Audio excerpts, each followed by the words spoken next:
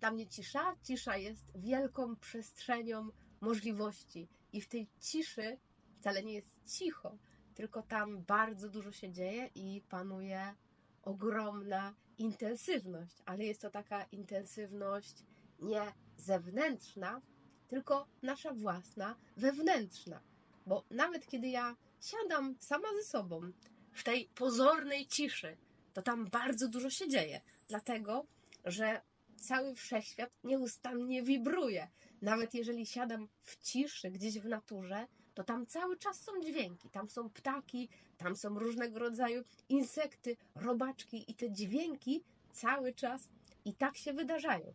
Ale jest ta cisza wewnętrzna, kiedy w tym umyśle tam nie za wiele się dzieje, kiedy ten nasz gadający umysł milknie, to dla mnie to jest właśnie ten synonim ciszy.